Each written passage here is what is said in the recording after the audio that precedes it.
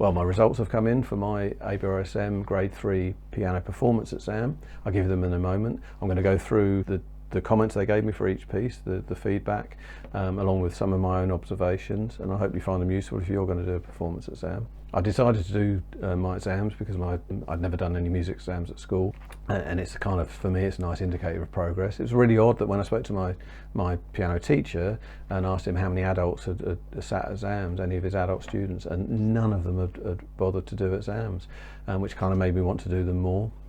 So it's coupled with the fact I hadn't done any at school, it was a given that I was going to do them, really. It was his idea to do a performance exam, and I kind of felt like, certainly first time round, I didn't fancy doing face-to-face. A lot of people prefer it as well because you don't have to do the oral tests or sight reading, which I'm not sure is necessarily a good idea to escape sight reading because I'd need to improve mine. The thing about the performance exam is you have to record 4 pieces rather than the 3 that you'd have to learn for the face-to-face exams. And they have to be recorded as one continual performance, together with an introduction, explaining your name and your number and your pieces, which I'll come on to in a moment. Now, this continual recording business is a lot more difficult, well, certainly for me, than I thought. Obviously, I've recorded a few pieces, but when you actually have to do them one after another, all sorts of things go wrong, in my mind anyway, and my playing goes to pieces. There's so much pressure. So when I'm recording these, my mind's wandering and going, I hope I don't go wrong, I hope I don't go wrong. And it's causing me enormous problems. And I make a slight mistake and my mind would be still stuck on that mistake. And the other thing I was doing is, I think, like a self-sabotage. So I'd be like, say, the second piece in, and I'd made a mistake a bit on the first one. And it wasn't serious. It's something that could easily have happened if you're doing face-to-face, but you'd get through it and it'd be fine. And but my mind would be going, I made a mistake, I didn't like that, I didn't like that. And in the end, I sort of crashed the one I was working on, and I think it was just, I just wanted it ruined, so I had to redo this because it was playing on my mind. In your head, you think, look, all I have to do is just keep recording these until I get 4 perfect ones. But it doesn't matter how good you make individual recordings of these, when you have to play all 4 in a row, you're going to make some mistakes. And the biggest advice I can give anyone, because I didn't do this, is as soon as you've got more than one piece and you've got 2 that you can stitch together, start recording yourself and do 1 into the next one. And then when you have 3 pieces, add the 3rd in and start doing a loop and recording them and getting used to it. Because I didn't realise how difficult it was until I actually started on the day that I was going to do the video for submission. I just didn't realise how difficult it was. And maybe some people don't have a problem at all, but honestly, as soon as I switch that camera on, it causes causes problems. It's something that I'm determined to defeat as well. It should be just a second nature thing, and put the camera on and just play, but it did cause a lot of issues. And I can absolutely testify to the fact that the submitted recordings, the 4 in a row, none of them were as good as any individual recordings I'd made. I don't know if other people have found that, but it definitely was the case. In my case, it's definitely true. So as I mentioned before, you had to film an introduction, and all well and good, but it takes about 30 or 40 seconds, which doesn't seem a lot on the face of it. But what I was finding is you say your name, you say your number, and then you say each of the pieces, the composer, the piece, and the number that it is in the syllabus, so C1 or whatever. And I turn around to I do that, turn around to the piano, say thank you for listening, blah blah blah, turn around to the piano, play 4 notes, and I'd make a mistake, and I'd have to turn back round and record the intro again as well, and then you're out of the zone. If I was just recording the pieces, I'd just make a mistake, just recompose myself and just start again. But it was just creating this thing, and then you'd try recording it a few times, and you'd get to that point where you knew you were stale and you'd have to take a break. So really I ended up setting aside a day for recording. It was quite an experience. Basically, people were saying as well that you can get away with just splicing because it's not the performance. You can put a separate introduction on it.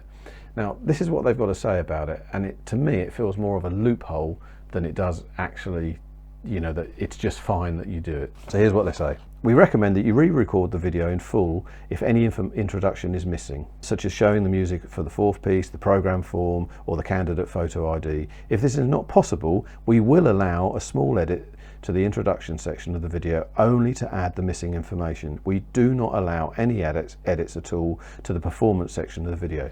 That's completely fine, that's fair, and I completely understand that. And it does sound like, you know, people are saying, well, just, you know, you can almost like pretend you made a mistake in reading the introduction. But to me, like I say, it's a loop. It sounds like a loophole. It's not like, yeah, you can do it. And, you know, I don't want to be doing that for every exam to make it easier for me. What was playing on my mind is that they would bring it up, especially if you did it for every single grade. So it's something to defeat as well, to get over and make this introduction a bit easier. I wish, to be honest, that they would just turn around and say, if you want to do the introduction separately, it's absolutely fine with us. Join the two together and reiterate that, you know, you've got to do the performance in one take, that, you know, all four, and that's fine by me. It's just the introduction, when you were having to have another go at the recording, was getting in the way. So for the results, I've passed. I'm pleased, and here's the feedback for each of the pieces. First one was Beethoven's Écossaise. The tempo was well chosen for the style, and you mostly maintained a buoyant pulse throughout the performance. Rhythm was not quite as reliable, and several of the repeated notes failed to sound. Nonetheless, the performance was confident and well projected, with some sense of the dance style, but did occasionally feel rather hurried. And I absolutely agree with that, because I was in a desperate rush to get through it, to get past this first hurdle. Now, interestingly, I got 23 out of 30, which wasn't my lowest mark. In fact, it was my second highest mark. So I don't know how that happened. But you know, what they've said is completely fair, and I know I was doing it, and it was the anxiety of doing it, performance anxiety, whatever. That was happening. So the next piece was Bergmüller's Innocence. You kept the performance moving, but pace was too fast for your fingers to manage. Again, I was rushing, without losses of clarity and even rhythmic flow. Pace quickened as the performance progressed, because I thought, I'm getting to the end, I'm getting to the end, I'm getting to the end. That was what was happening in my head. Sadly, this was not quite stable enough for success, but did hold glimpses of the style. So strictly speaking, at 19, that was a fail. I think the typical pass is a 20, and I knew I was doing it. And I was panicking. I was trying to go faster because it's the next two pieces I want to get to, because I felt more confident with them. The next piece was Mancini's Moon River. There was some effective pedalling here, and you played with singing melody and warm, well-rounded tone. Rhythmic progress was somewhat hesitant, with rhythmic unsteadiness occurring for technical rather than musical reasons. So there was no artistic pauses. And there was a point where my mind was wandering, and I felt myself having to sort of recompose for a split second. Nonetheless, your understanding and enjoyment of the style were clear, to which I got 21 out of 30. So the last piece was Paul Harris's Indigo. There was some sense of flow here, with mostly even rhythmic progress in the left hand. Tempo did not remain constant, quickening at times, and added unwanted tension in this relaxed music. You found all the colour and shape the music has to offer, but tone became a little too bold for the style in the louder moments. A creative performance overall, but with reservations. And it's a fair comment. And that was 24 out of 30. So it's actually my best mark, but what they did pick up on was fair. So now onto the performance as a whole. This was a confidence performance with a well-sequenced programme and time between pieces for mental focus on beginnings and endings. Stylistic characterization was effective at times, but was hampered by some issues with rhythm and maintaining a constant tempo, as mentioned before. Technique was not always quite able to manage the demands of your chosen repertoire as detailed above, but was generally adequate. And come on, let's face it, what man doesn't want to hear his performance is generally adequate? So what's next?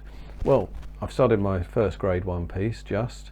The other thing is, I've decided, because I'd like to do a face-to-face exam, and I want to mix things up a bit, because I think they're getting stale just doing the one set of pieces for an exam, and I want to mix things up.